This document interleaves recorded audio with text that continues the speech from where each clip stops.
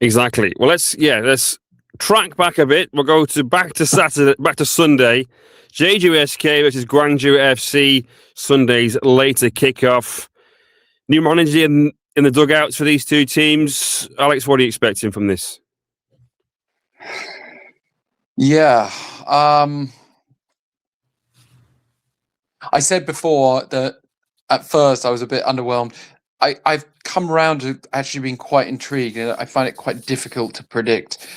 Obviously, Gwangju have been gutted badly, and they've lost the manager who's been seen as being a major part of their relative success in recent seasons. So you'd have to say Jeju are favourites, but Jeju with this Sergio Costa, I don't know him personally. I know people who know him. Have you met him? No. I know people who are impressed by him, but clearly it's this could go really well or this could go really badly scenario, and I hope for his sake that he does really well. And I think Kim Hak-bom, the Kim Hak-bom era ended with such a dull note. Yes, a real struggle because they were facing a relegation battle, but honestly, it just became extremely boring to watch Jeju play at times last season. And when you're commentating, your job is to try to make the game as interesting as possible. But Jeju were not a team that was exciting to talk about. So I have a lot of sympathy for their fans. You're paying to go and watch football and you want to be entertained. And at the very least, you want Jeju itself to be a bit of a fortress. Teams coming to Jeju, you have to fly everywhere else. So let people who have to fly to Jeju have a bit of a tough experience. And I really hope that we see some innovative football from them. I hope that that they become a squad whose sum is greater than their parts. Because when I was looking at the K-League United preview, I mean, for all my games, by the way, I generally day before and morning of is when I really go through the details and the stats, because I find I remember it better then. If I do it on a Wednesday or a Tuesday or Monday, then I have to go over it all over again anyway. And I prefer to write stuff on the day, by writing, commit to memory. So I'm not going to reel off all the names, but one of the names that really stood out to me as a problem, if it's true that according to K-League United, which you would tell me is a reliable source, right? I would hope so. Yeah. Kim Ryun-sung, if he's the key player for Jeju, then they're in trouble. I mean, he's a good player, a lot of passion, reasonably effective, hardworking, always gets a yellow card or always liable to get a yellow card kind of player. But come on, man, you're not gonna survive on that.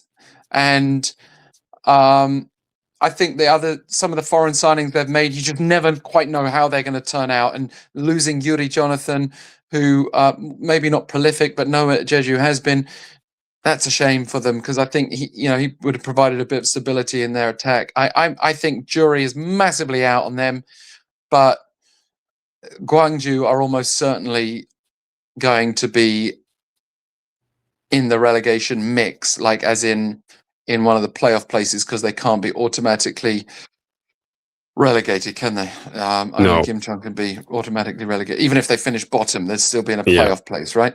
So I think we have to get used to that idea. Still not quite used to it. But anyway, that's a saving grace for Gwangju, because they've got a massive struggle. They don't have the new promotion bounce. They've lost players. They've lost their manager. I don't know what's going to save them at the moment, but I hope for Gwangju's sake that they surprise us, and me included. Yes, I mean, transfer bans and whatnot. They've lost a really good manager. They've lost a lot of players, and you just think, well, backs against the wall, bit of a siege mentality almost. You could try and sort of look at it that way. The away to Jeju might be a bit of a free hit, but really, it's a good chance of both teams, isn't it, to get off to a good start after.